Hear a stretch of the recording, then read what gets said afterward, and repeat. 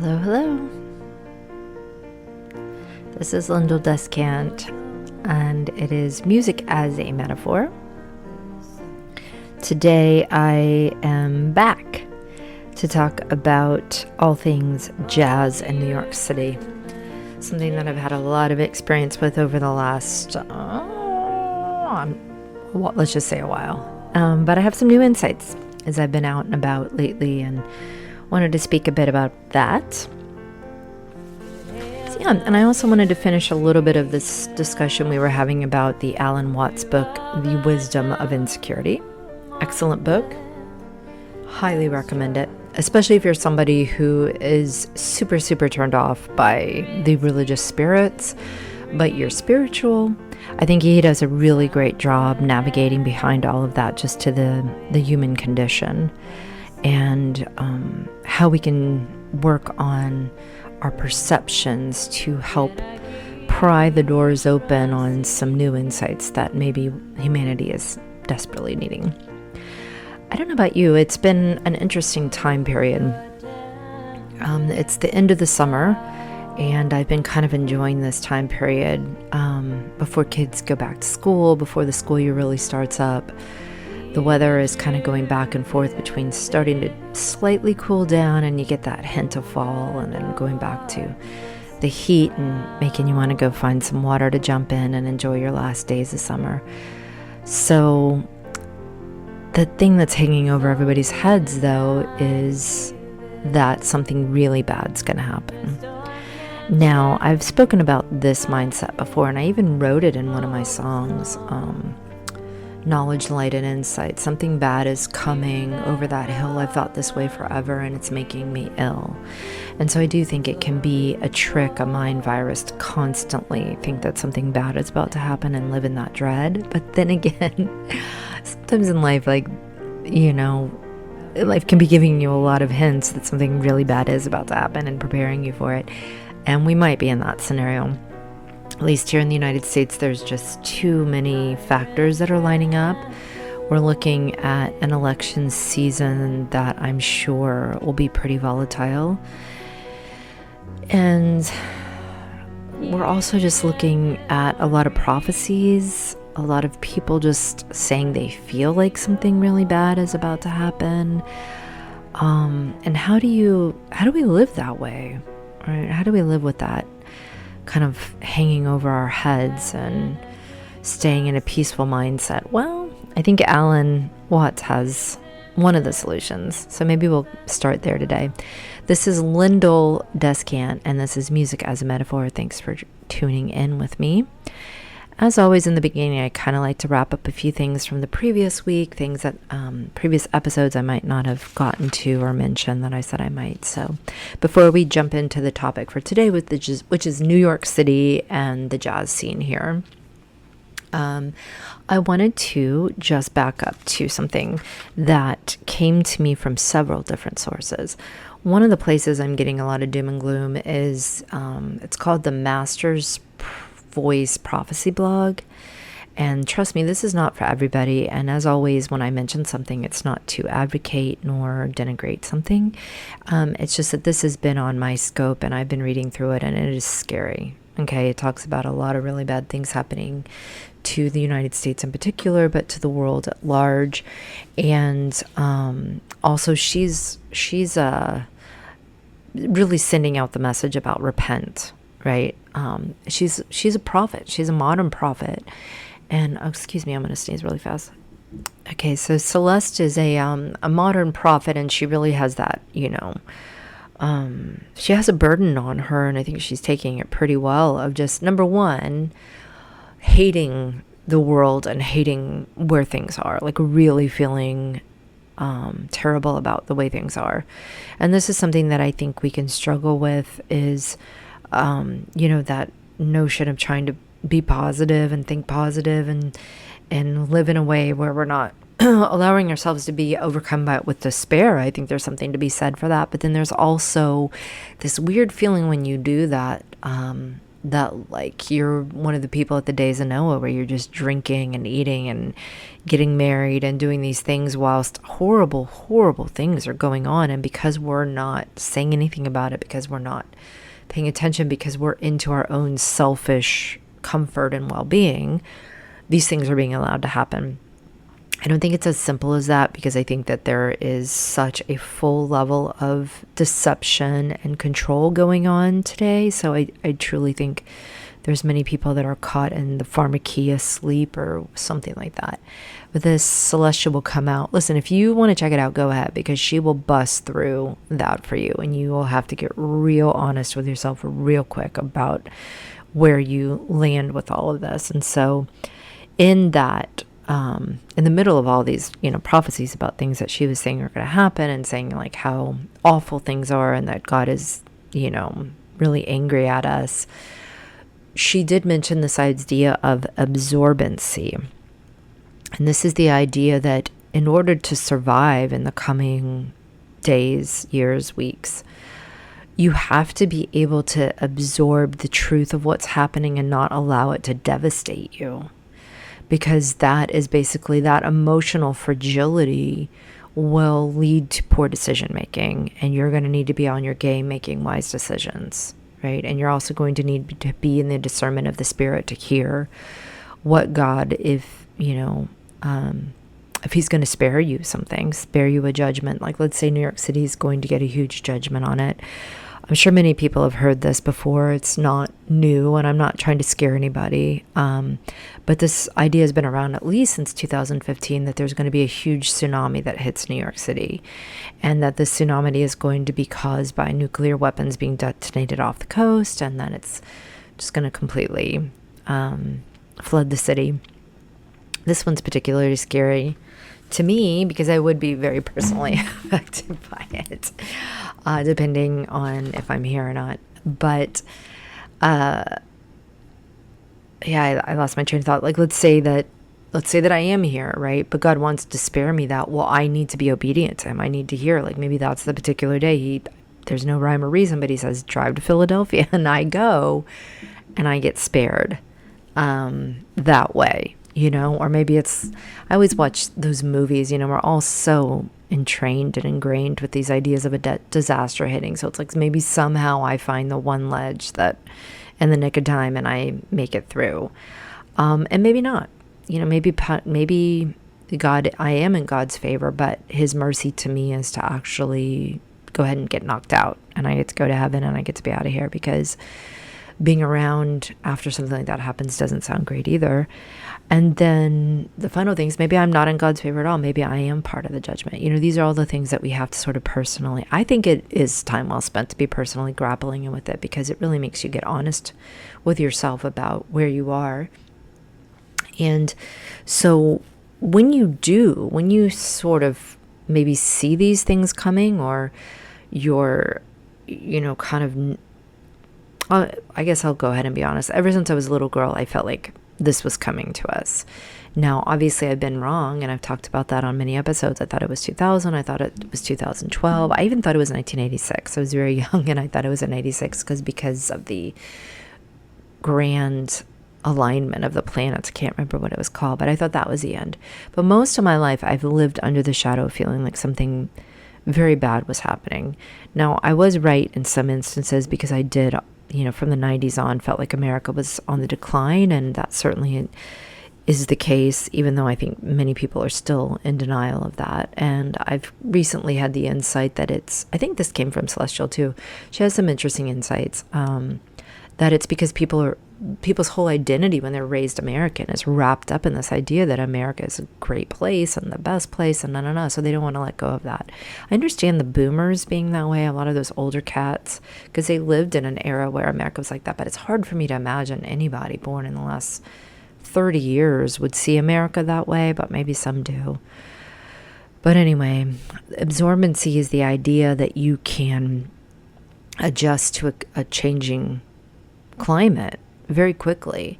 You can accept it. And by accepting it, you're actually in a frame of mind that's going to be able to problem solve and deal with it in a better way than if you're in a rigid place where it's like, no, this can't be possible. I never saw this coming. This can't be it. That will occupy your thoughts, and you won't actually be in the game at that point to figure out what you need to do and what are wise decisions for you to make. So that's when it comes back to Alan Watt. And I meant to make this point last week, and I wanted to bring it in because suddenly when I was reading Alan Watts, the same idea was coming up. And I love it when I am two very distinctly different sources on the exact same day coming to the same point for me. That is an example of how I discern the Spirit, because the Spirit is patient, persistent, and consistent with me. And many times the timing is so impeccable. Now, not always. This is not a formula or legalism, black and white thing, but I'm just saying these are some of the things I use to discern. And typically the selling point is a ding, ding, ding on the inside. It's an indescribable place that I'm like, pay attention here, right? So I wanted to share that today because Alan Watts as well talks about absorbency, and I talked about this last week, and it's the idea of rather than being in conflict with yourself, you accept the present moment. You accept whatever's happening, pleasant or not, okay? And this is where so much in New Age got people off, or this positive thinking, because it made it like, oh, don't think something negative, like, that's wrong, just think positive. Well, that doesn't work if you're really in a situation where something negative is happening to you. You're not imagining it. It's not in your thoughts at that point. You need to accept it, good, the bad, and the ugly, as it's happening to you in order to be able to deal with it effectively. And so, this is where people get caught up in manifesting and, if I just ignore something, they get into delusional thinking, and all of this can be very dangerous in the changing world we're in, because things have been changing very fast. And if you're not able to be present with your life circumstances, then you are at a disadvantage. I don't think some of us have been obsessed with staying up on the current news and staying up with our alternative sources and staying on top of it that way. And I think once again, there you can use the Spirit and discernment to get the information you need. But I think a superpower that we all have is to be absolutely present with ourselves and our lives. We're not in conflict like Alan Watts talks about. We are accepting our emotions. We are accepting whatever is in front of us. It's not for us to judge it, right? We're just accepting it. And then once we've accepted it, we're able to get into a frame of mind, which I call genius. I've long been an advocate for the idea that we are all geniuses. It's just that many of us are cut off from it. And some of this thinking of like, I'm going to ignore everything negative is part of what the problem is, okay?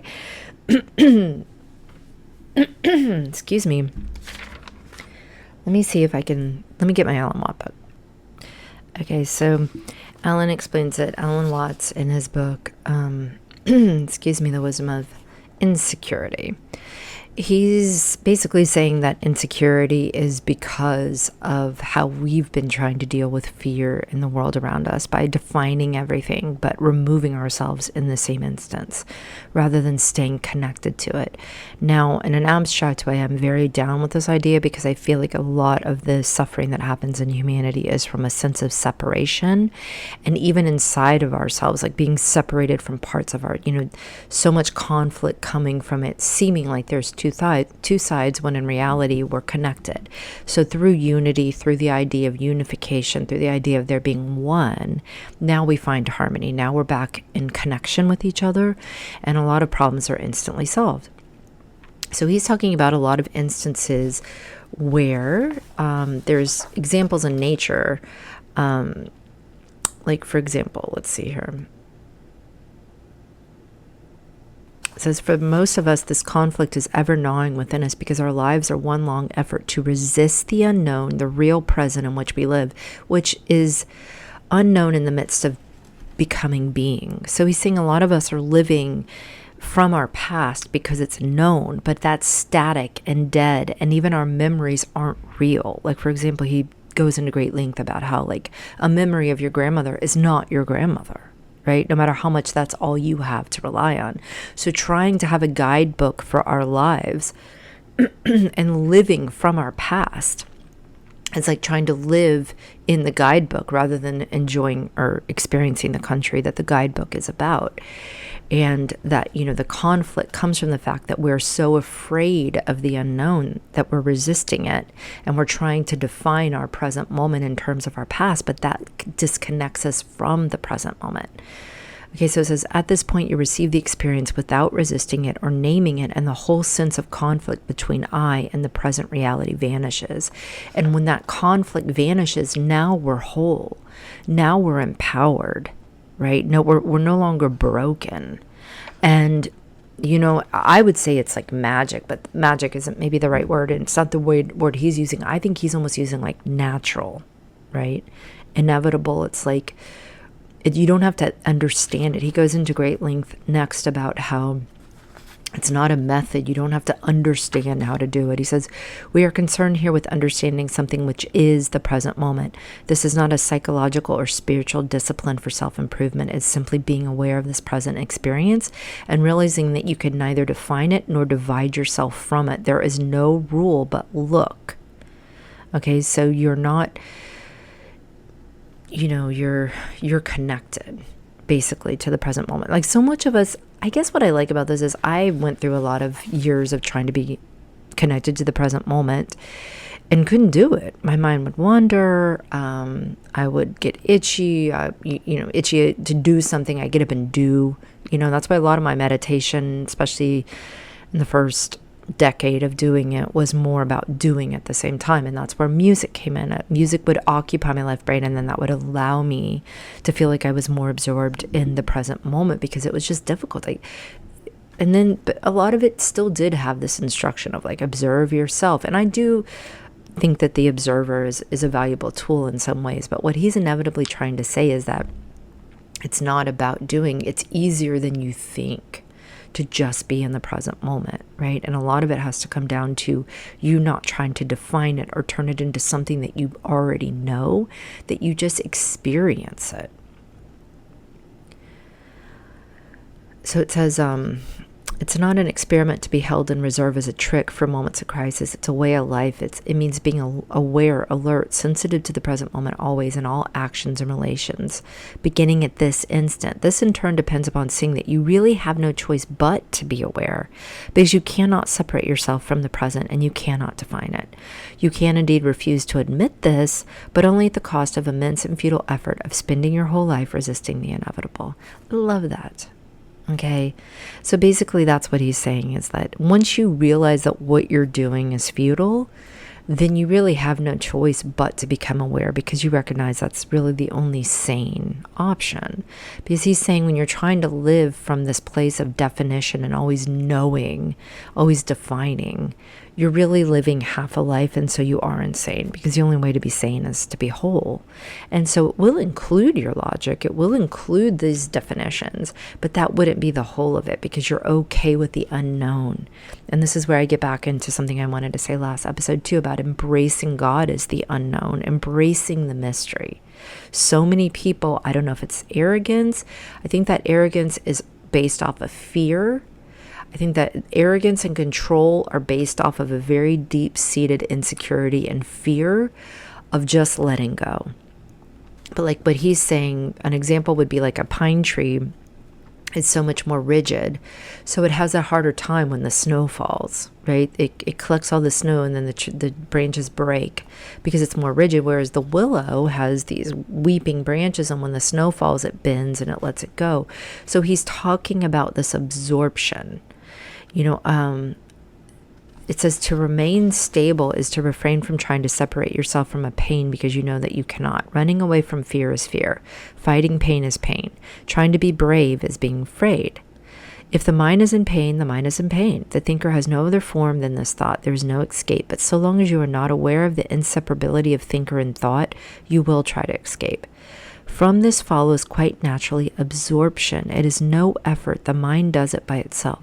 Seeing that there is no escape from pain, the mind yields, the mind yields it, absorbs it, and becomes conscious of it, just pain without any I feeling it or resisting it. It experiences pain in the same complete, unself-conscious way in which it experiences pleasure. Pain is the nature of the present moment, and I can only live in this moment. Sometimes when resistance ceases, the pain simply goes away or dwindles to an easily tolerable ache. Other times it remains, but the absence of resistance brings about a way of feeling pain so unfamiliar as to be hard to describe. The pain is no longer problematic. I feel it, but there is no urge to get rid of it. For I've discovered that pain and the effort to be separated from it are the same thing. Wanting to get out of the pain is the pain. It is not the reaction of an I distinct from pain. When you discover this, the desire to escape merges with the pain itself and it vanishes. So feel to heal. That's what I'm talking about. When you absorb the pain, suddenly you transcend it and it's just different. Life is different. It's like you're becoming who you really are, which is an empowered, holistic being, one connected to divinity in a way that blows the doors open of our, I'm quoting right now, known ways of being human. Okay, human nature is quite possibly not at all what we think it is at this point, from the place that we've been trying to live life. And when you bother to take this time to become more supple, to absorb whatever is going on around you as the standard, then from there you take action, or from there you don't take action, or from there your wisdom will come online, is my point. And you will be able to take steps that are in line with what's highest for you, whatever that means, right? It's just different. That paralysis, that overwhelm, it's a lot of it is coming from the delusion of thinking that you can stand separate from these things, that somehow you can stand separate from life and master it. It's like, no, you kind of got to go ahead and let yourself be involved in it. You kind of have to absorb whatever's happening to you. And that's the case right now, micro to macro. It has to do with your emotions, the things that are going on inside of you. The last episode I talked a lot about like when your behaviors are less than civilized, but they're happening. You can deny it, you can ignore it, you can try to escape from it, you can blame it, or you can turn to it and embrace it and accept it.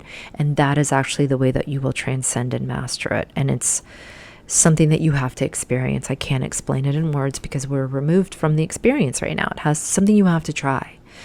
But also I think it applies the way Celestial is talking about it to our present time, because there's many, many things that are happening that are not what we want to happen. And they're out of any one of our immediate control.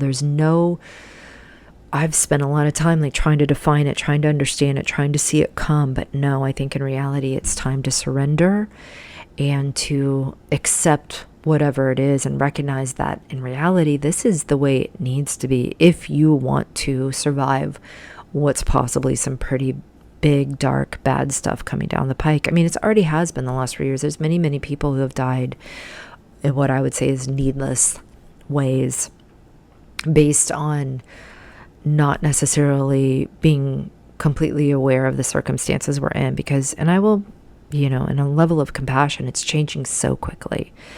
But this is the message that's been coming to me through spirit, that we're starting to be in more and more life and death situations. And I guess we've always been, but maybe Americans born in this prosperous years were far removed from that. And it's time to get out of our delusions is the point, because living in a delusion is dangerous. And this is kind of coming a bit as a dire warning, but it's also because it goes against that training in me to always be uplifting and always be positive. But in reality, there's things that are more important than that. There's things that are more important than just giving people a fluffy message and inspiring. There's a time for that. And then there's also a time for people to recognize that your life and your soul are on the line, and that it's time for you to accept that if that's the situation we're in, because World War III is looming, economic disaster is looming. We've had many, many things, treacherous things, I believe, the betrayer betrays, going on behind the scenes right now. And we know it. None of us know what to do about it. And so accepting it is maybe the first step. And learning this trait of absorbency, I just want to pass on. to other people, and recognizing that it's really a lot about being in the present moment. But hey, one of the things I've learned in my spiritual journey is a lot of times my spiritual gifts or things come online when they have to. And so this might be a time when it's, okay, our discernment and our ability to be completely aware of our circumstances in our present moment, and the ability to accept ourselves and our situation at whole as the standard. These are things that maybe need to come online now for the sake of, our lives, and on a bigger level, our souls. Okay. I'm going to move on from that topic and get into a little bit of a lighter topic, and that is New York. I spoke a few weeks ago about my disillusionment with New York, but I felt like I should give it a bit of a fair shake. And in that, either this episode or the next will get more into what I've been seeing from the music scene in my experience, because my whole reason for coming to New York was music. Let's be honest about that. New York was never really one of those places that I was in love with. I guess I might have gotten a bit indoctrinated with Sex and the City, which I completely renounce at this point. I find it absolutely intolerable to watch those episodes, especially the newer episodes. I'm just disgusted that I let that be a role model for me. I don't agree with any of that stuff anymore. I think it's all pretty dumb. And, but in my 20s, I was watching that. So I guess I did always have the notion that I think many people have, where we came from, that New York is the center of the universe. And it was for a while. And I guess my ego or some part of me always wanted to be right smack dab in the middle of it. But that wasn't really why I came to New York. I came to New York because I wanted to continue my studies in jazz. Improvisation was very, very important to me, even though the style of jazz or the genre of jazz was not as important to me. But being able to be somebody who improvises was. So that just made sense to study jazz. And in the process, I did fall in love with jazz. And I spent 4 years studying jazz in Paris and could have stayed there forever. I really loved it. But I did have a friend go through a crisis, and I lost her in 2008, and it was a catalyst to make me feel like if America's falling apart, because that was, in 2008, it was a direct result of the financial crisis that my friend took her life. One of the best musicians I've ever known, and still hurts to this day, and I wasn't there for her. And the pain and the guilt of that, maybe that was what made me come back. It was a feeling that if America's going to go down, I'm going to be here. I'll be honest, some days I regret that. But that's what I thought. That was way back in 2008. And so I came back, and I felt like all the things that I learned in jazz school were in my head, and they weren't quite integrated into my hands. And I really needed a certain time period where I could 100% focus on music. And being in New York felt like the right thing because it was a jazz city. I wanted to be in a city that had a jazz tradition, and I had considered New Orleans. It wasn't that, but at one point when I considered New Orleans, it was before I went to Paris and Katrina hit. That was like 2005. And I guess after that, it just sort of dropped out. And the other thing was that I loved Paris, and I got it in my mind without really visiting New York that much, that it was the Paris of the United States, which I will say it absolutely is not. It does not have anywhere near of the romance and the charm of Paris.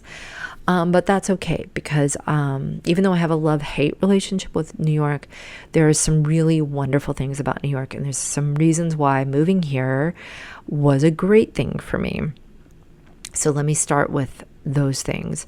Number one, I heard there was like an underground mountain here, and I will tell you, never in my life have I been as productive and happy to be productive as moving to New York. I don't know what it is. Maybe it is just survival of the fittest, because everything is difficult, right? I mean, when I moved here, I've never been challenged to such a degree, even way harder than Paris, which Paris, I was dealing with the language barrier. I was in a different country. I was an expat. And that being said, New York was still probably 10 times harder to survive here. One of the reasons being just the level of competition and how I didn't understand it, because the cost of living was so much higher, but then what we're paid because of the competition was kept lower. And so I really didn't understand how I was going to make it. I remember when I first moved here, and I was going to give myself like 4 months to make sure it was what I wanted. it was like, even crossing the bridges was $15 and the apartment. And then I was, it was crazy. The disparity, between what it was going to take to actually even just make a living, which was my goal when I came here. Okay. You can ask anyone. Before this, I spent 2 years out of music school. In that amount of time, I already climbed to the top of a ladder. I already had like a thriving music business, music education business where I had a wait list, had plenty of students, was charging what I wanted. I was also out playing with a variety of bands. I had a great church gig I loved. I mean, I really could have stayed there forever. But I guess I'm somebody who likes a challenge. I'm not sure. There was a certain point where it felt like this is the time. If I'm going to move to New York, this is it. So I did. And suddenly I found myself at the bottom and I had no idea how I was going to make my bills. So one of the things I did for the first few years was I was working 7 days a week. I was taking any and every opportunity that I could. I was teaching every socioeconomic group. I was teaching, oh God, but here's the thing that was interesting about it is I loved it. I absolutely loved it. And that's why I don't want to disparage that time period in my life, because I truly, truly was thrilled. First of all, the level of musicianship on every single corner, every single place I heard music was above and beyond. And even more than Paris, I would say, because in Paris, the jazz was, when I was there, it was a lot of big band, and it was a lot of very traditional, like they held such a respect, which is one of the reasons I love that town for jazz. They held such a respect for jazz musicians, but it was also like a mausoleum a little bit. It was almost like not static. I mean, it was static. It wasn't moving jazz. It wasn't fusion. There was some of that, but for the most part, it was a lot of historic sounding jazz. And so when I moved to New York, I instantly got into a lot of different scenes. It wasn't just jazz. I was in Brooklyn and I got involved with singer-songwriters, and they were incredible. And I got involved with rock. I mean, everybody, every musician I met, most of them had moved there for their music. And I was so inspired by their level of courage, their belief in themselves, for putting themselves on the line, for taking themselves out of comfort, because it was not a comfortable lifestyle for any of us. A lot of us were living in squalor. Where I came from, it would be called squalor. Okay, just rats and holes in our building. And we loved it. We didn't care because we were thriving and we were doing music and we were building community. And I was educating these kids, and I can't tell you how alive I felt and how I just had all the energy in the world to do all these things. I really did. And so I think what it did and what it does for a lot of people, and I don't know if it's that underground mountain or it's the fact that you have to do that just to even be in the pack. I'm not even talking about pulling ahead of the pack. I'm just talking about being in the pack. You have to work that hard. And I'm not even talking about just musicians. I'm talking about people who just want to have an apartment. And, they're working at these restaurants. Do you know how hard the people worked? And I loved that. I admired that, because where I had come from, it felt a little bit like people were just, phoning it in, trying to find this comfortable lifestyle, spending a lot of time just making money to buy things that don't even really matter, and just that consumerist mindset, and it just not really being very deep or purposeful with their life. That's what it felt like to me, and their lives were easy. Even when I'd have friends come and visit me, it just felt like they were so spoiled compared with, my friends in New York that were just going for it. So I loved being that. I loved being surrounded by people that inspired me on that level. I loved the work ethic. I loved how hard people worked. And I loved how they were going for it. They were going for their dreams, whether they made it or not. I loved that they were spending their days doing that, rather than a lot of people I knew that hadn't even bothered to figure out what their talents were, and had just chosen the well-worn paths in life where they knew exactly, they picked some insurance job. I'm not trying to disparage anybody for doing this, because I since have a different mindset in all of this, but at the time, that's what it seemed like, right? These boring lives to me, these safe paths that they had picked, and none of it was about who they truly were or what unique gifts they actually had to offer the world. So that was my first, 4 or 5 years in New York. The pinnacle being that I got my dream job at the Brooklyn Conservatory. Absolutely loved teaching there. Every day was filled with purpose and meaning. I believed in the work I was doing with these kids. And with adults, I felt like I was constantly getting better at music because I was doing it 7 days a week. And that was exactly what I wanted. And I was in the jazz circles, but I will say I was mostly in in all forms of music, right? I was in a lot of different styles of music. I was being hired out as a keyboardist. I was doing my own songs with first a little group, and then I moved into the Descant Trio, fronting my own project. I was doing all kinds of different music projects all the time. I mean, at any given time, I probably had 3 or 4 different music projects going on, 3 or 4 different styles of music. And I was also doing jazz jams, but in jazz jams, I was mainly singing. And that had a lot to do with something that's still going on, like that the jazz piano that I learned in Paris, it never quite integrated to the level of being a jazz pianist. It more integrated to the level of me being able to improvise in almost any style, me being able to, I was playing gospel too, being able to play by ear. Jazz did so much for me, but as a pianist, it never quite got into the realm of being a jazz pianist. And we'll talk about a little bit of what those definitions are later. But I certainly got a lot better. I'm so thankful for that time period because it's what I needed, being that I was an idiot girl and didn't continue music lessons when you're young and when you have the fluidity of mind and you have the time. Because I had lost that time, I felt like God had given me this time to make up for it as an adult. And it was so wonderful. And it wasn't just that I was getting to play music all the time. It was also that I felt a calling to be a teacher, and I felt very inspired, and my heart was absolutely into it. And I also think it was a little bit about karma. I think there was a lot of that time period that was very hard. But I didn't complain. I felt so thankful for the opportunity to serve. And I think that was something to do with my karma. It was a lot about healing. If anybody is depressed, if anybody is having a hard time getting over things in their life, which I had up until that point, just a lot of overthinking, a lot of reliving mistakes that I had made in my past, a lot of longing for things that were never to be. And so in that case, you just got to stop thinking about yourself. You got to start thinking about other people. You got to get out of your own head.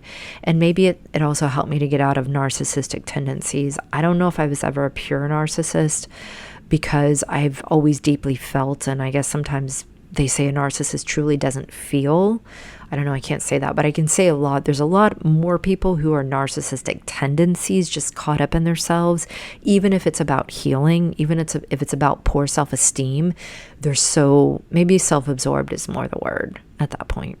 So serving other people during this time period, being so busy, never really having that much of a moment to I didn't have the luxury to dwell on myself or dwell on too much because I was so busy, and I was able to pay my bills. That was a big dream, because that's what I meant to say this earlier.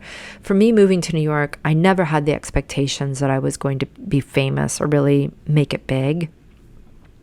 I just wanted to emulate the lifestyle that I had set up out of music school in that 2 years. I wanted to emulate that in New York. I wanted to be charging what I wanted. I wanted to have a life set on my terms. What I didn't realize was that it was way harder in New York to do that. It was way, way, way harder. So it definitely didn't just take 2 years, but I eventually did rise to that level. And it was great. I really felt good. It healed some of my low self-esteem. When you set goals for yourself and then you reach them, it's great. Now there was a lot of my ego getting kicked up in New York because, I was in the room with some really great players, and sometimes, your ego gets involved and you want to maybe get out of your lane and you want it all. And so there was some of that in New York. I won't say that I stayed as pure to my vision of just getting there and being able to live this life as a musician amongst the pack. There was definitely times when I wanted to be above the pack or pull ahead. There was times when some of that drive and that ambition did get kicked in me. And maybe I was being unrealistic about that, because given my past, I was in the room with people who were just phenomenal musicians. And so sometimes if I have any regret, it would just be to go back and recognize my place, that I was just thankful to be there, which I was most of the time. But there was a few times when, my ego, like many people, got kicked up. And that being said, there was also a few opportunities. I mean, I did get a few opportunities to pull myself up to the next level, and they didn't work out. And so that was hard. Was it because I just didn't have the chops needed? I didn't have the background, because I was lucky enough to even be there in New York playing, and it was hard to be able to go to that next level where you're making more money, you're in, just those higher up circles. It's also, I've questioned if it came down to, my character and just not being willing, because even at those points, even if my ego wanted it, I never wanted it enough to abandon my own integrity or my own sense of moral ministry, I guess, because underneath all of it, truly, when I would really question, why am I going to New York? The answer that would come to me was that this is where I needed to shine my light, that these kids needed this, right? That this, when I was out playing music, even if it was playing to not very many people in a cafe, it was the energy I was putting out into the city, right? It was the few people that were listening. I had to stay very humble in that way. You have to, if you want to do ministry, because it's not about your own glorification. Your ego might want to, get all the glory for things. But I was kept very humble in New York. And so by the time that Donald Trump got into office, things started taking a downturn for me, because Brooklyn sort of, I would say, fell to groupthink. And that's when I got very disillusioned, because all these people that I had put on a pedestal because of their incredible skill level and their courage and their kahunas to be there in New York and their hard work ethic, turns out they were missing some character, I guess. Because what was very obvious to me as starting to be like a very volatile situation, and it started to become like you're either with us or against us, and I wasn't with them. And that was just because I'd always been a free thinker. I mean, part of the reason I went to Brooklyn is I thought it was about free thinkers, right? I thought it was about innovators. I thought this was one of the cutting edge places in the world, and it was up until the point where Donald Trump got in. And then suddenly it was like, no, everybody's got to think the exact same way on these issues, or guess what? We're not going to hire you. I mean, blackballing still happens, and I saw it happen. And I had already been quiet and careful because Jesus is a big source in my life, and it had already been clear. I didn't even want to evangelize to these Brooklynites per se. I just wanted to bring the light of love, always with just the idea that, the angels will do the work from there. And that it's not, I never felt like I was supposed to evangelize about Jesus, though my personal friends knew that this was important to me, but it wasn't something I would get on stage. I wasn't like doing ministry on that level. I was just doing it from an energetic level. But suddenly it became clear that I needed to be quiet about everything I thought. It wasn't okay if I didn't feel the same way about abortion. I wouldn't get hired. I wouldn't be allowed in certain circles if I thought differently. It wasn't okay if I didn't like Hillary Clinton. I wasn't a feminist, even though I'd spent my life as an independent woman, trying to not just depend on a man.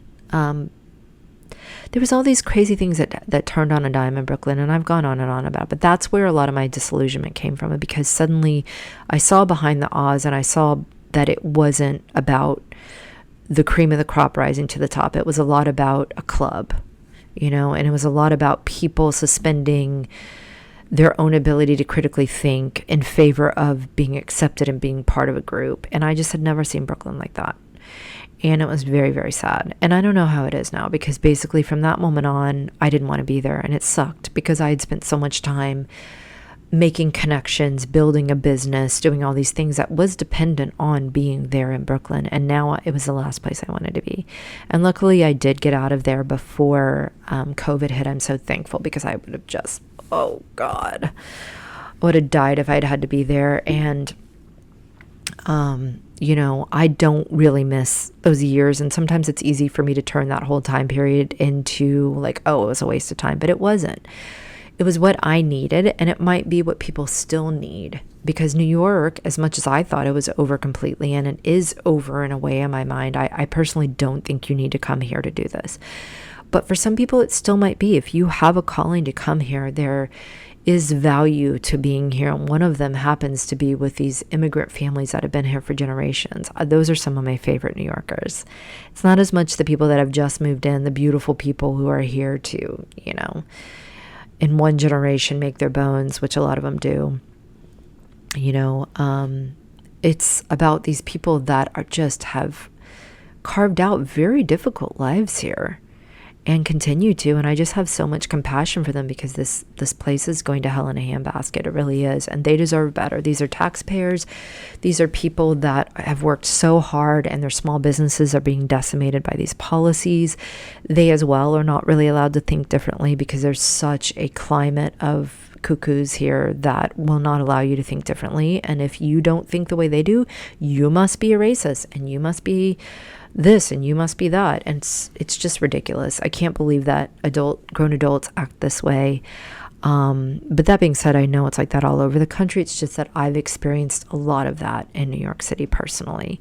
And it was very disappointing to see that. It was also very disappointing to see, like I said, that many of the people that we idolize have an absolute, not only lack of character, but lack of any morals at all. And they're not people that I think that we should be putting up on a pedestal. And I think a lot of the really excellent people that need to actually be held up as leaders are the ones that are actually being persecuted or held down, or told they're not special, or it's an upside down world here, and I guess it is everywhere. But one of my first things to go out to people who don't live in New York is to recognize that it is an illusion, and do not fall for that propaganda, and really discern if you're being called to come to the city. I feel okay about my time here, because I think I maybe had a bit of procrastination and laziness in me, and this was the only way to push me for me to get to a place where music really is coming out to the best of my ability. And I'm so thankful for that. And not only that I built character here. You can build character here. Okay, it can be so difficult that you don't even know how you're going to make it every month, and yet you do. And so it also builds your faith. I mean, anywhere you go in life, you can use it to build your faith and to build your character and to become more of who God intends you to be, or you can go the other way. But you have to be very honest with yourself about before you come to New York, because the influence can be so harsh. And like I said, I as well could get pulled into some of these ambitions, some of these superficial goals, some of this wanting to almost glorify yourself. So many of the people here who are successful truly want to be worshipped. It's yuck. And so you get to see all that up close here too. And from far away, I still, when I go other places, it's amazing how people still think of like New York is so glamorous and so this and that. And it's like, come see it for yourself. If you need to, come see it for yourself. So that being said, I also got very, very disillusioned with the jazz scene. And this is something that I felt about jazz, because I've come from many, many different styles of music. I've been so lucky to hear so many great bands in my time period of a lot of different styles. Most of them did have improvisation. So when I was in jazz school, I remember arguing that jazz equals improvisation. That's all jazz meant to me, because when you really go through the time period, jazz changed a lot. And this is my point. Jazz in the 20s, 30s, 40s, it was popular. This was the popular music. People liked it. It was fun. People danced to it. It was lighthearted, and then somewhere around bebop, it started taking this turn to this very academic, intellectual place. And today, I would make the argument that it's absolutely become devoid of spirit, and it's become entirely a mental exercise, and it's become very similar to what I find with modern art. Not all modern art, but there is a vein of modern art where if you walk up and you know nothing about art, it's not art to you, right? It's stupid. But if you've studied art and you understand that they're referencing this and they're coming off of this and that's to make this, if you're in the intellectual academic community, oh wow, this is fascinating. But it's lost the pure connection and aesthetic that I believe true art is supposed to have. It's not, this goes back to Alan Watts. It's not supposed to be, if it's half alive, if it's all about the definition and the logic of things, and it's lacking the ability to just connect beyond that place, right? And that's what good art used to be. It used to be technique and references, historical references, as well as an aesthetic, as well as a spirit that grabbed you. Well, I don't think that that's where jazz is gone. And one of the things that I think happened in the 80s and 90s is you had a lot of musicians that did the Bill Evans thing where they were classical first and then they became jazz. And I think something about that, also going to school to study jazz might have changed some of it, because it used to be back in the 20s, 30s, and 40s, you just learned the music, right? You didn't go to school for it. Then it started becoming, that's one of the reasons I studied jazz, it started becoming that there was two pathways you could take if you wanted to academically study music, and it was jazz or classical, and jazz had improvisation, classical didn't. But even classical, back in the day, they improvised, right? So it's almost like what happens to our memories. We want to relive them over and over again the same way. And maybe we do, but they're dead in a way. They're not alive anymore. What is the music that's alive today? Well, I would say probably the most popular is hip hop. I would say that's maybe the most popular form of music right now. Now, it's not my favorite style, and many musicians don't like it for many reasons, because technically it's taking out, it's probably one of the first ones to really take out the full band, really take out instrumentation, really change what musicianship is and really meld it with the digital. But I would say even electronica, it's all around the same time, like the early 2000s, that really started. And now you're in a situation where most of the music that you're out hearing, I think I've mentioned, is combined with digital. It's MCs, you got the whole thing playing from a DJ, and then you got one live instrument. With hip hop, it's like a singer, and then maybe you have a saxophonist come in. I'm at a lot of live events, I hear a lot of live music, and a lot of it these days is partial real musicians playing along with backing tracks.